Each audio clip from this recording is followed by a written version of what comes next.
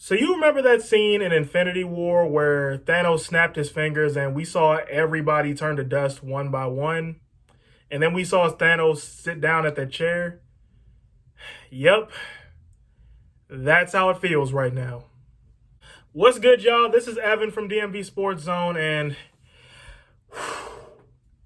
yesterday was a hell of a day. And I'm not even gonna lie to y'all. So I'll break this down chronologically in the order of the events that happened. It all started around 12 o'clock when the Nationals made their first of what would be many trades, trading Brad Hand to Toronto.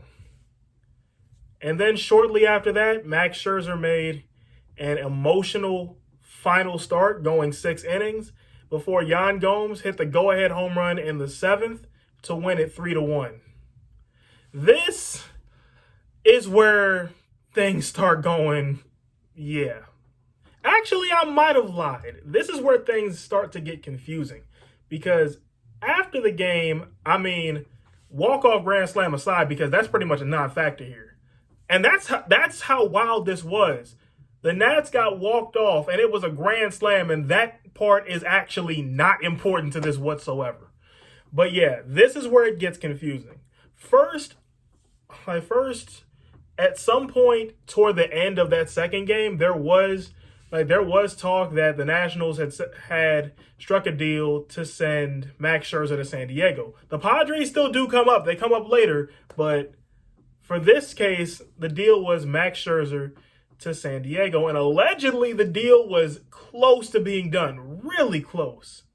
But then, so while we're all coming to terms with Max Scherzer being a Padre, well, aside from him being a literal Padre in real life, because Padre is Spanish for father, while we're all coming to terms with that, I'm sorry, y'all. That's how my sense of humor works. While we're all coming to terms with that, the Wizards, out of absolutely nowhere, trade Russell Westbrook to the Los Angeles Lakers.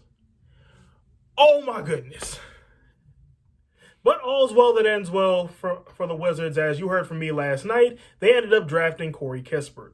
But that was from a pick that wasn't involved in the trade. We'll talk more about the returns. We're going to talk more about the returns later, since there's a common theme in all of them.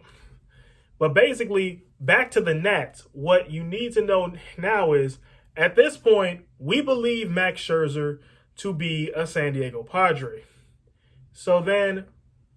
But then out of nowhere, suddenly Jeff Passan reports that the deal isn't done and there's multiple teams interested in Max Scherzer, including the Angels out of absolutely nowhere, which is actually smart for them, but this ain't an Angels video. But so after that kind of fell through, then we hear trades of... So then that's where the Padres come back into the fold, except this time they trade for Daniel Hudson. And then the Scherzer trade drama continues, because this is the part where Max Scherzer, or the Nats, agreed to a trade with the Dodgers that sends Max Scherzer and Trey Turner to LA. Now, the first time you'd expect this to be finalized, but I almost forgot what day of the week it was. Yesterday was that long of a day. But Friday morning, it turns out the deal ain't done yet. Yeah, I know. It was about that. That's about how it went. But then finally, at long last, the trade got completed, and Max Scherzer and Trey Turner are now officially Los Angeles Dodgers. But after this, the Nationals were not done. They also shipped off Yan Gomes and Josh Harrison to Oakland, and in the final trade, right at the buzzer, they sent soon-to-be first-ballot Hall of Famer John Lester to the St. Louis Cardinals, in a move that I'm convinced was pure pettiness on St. Louis's part. And I know what you're thinking. Evan, you didn't mention any of the returns. What did we get back? Did we even get anything? Do you even know? Ah, my dear viewer, this is where I get you. The return on every one of those packages, the return on every single one of those trades had one thing in common. It was either draft picks, or in the Nationals case, prospect. But in either case, the return was geared to help in the future. So I'll explain what yesterday means for the Wizards first, since that's the easiest to explain. Trading away Russell Westbrook may be a move to clear up cap space for Bradley Beal's contract, because Bradley Beal made it clear yesterday that he wants to remain in DC even amongst all the rumors.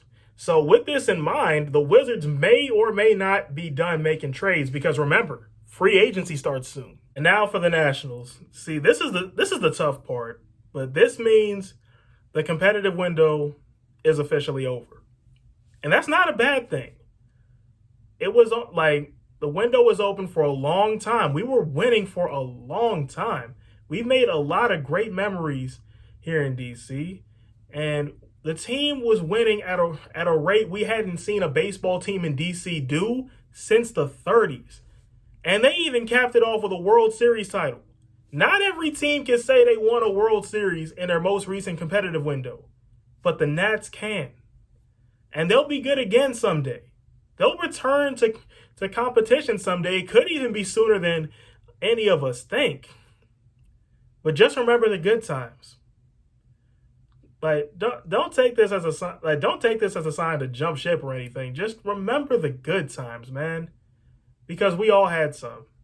And if y'all are going to the park like me this weekend, don't be afraid to say hi. I'm still here.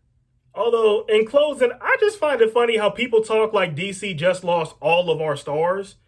And it's just like, did he get traded yesterday and I just missed it? Or like, can somebody clear this up? I mean, did Chase Young like retire or something? Did we trade him? And Bradley Beal literally just said he wants to stay in DC yesterday.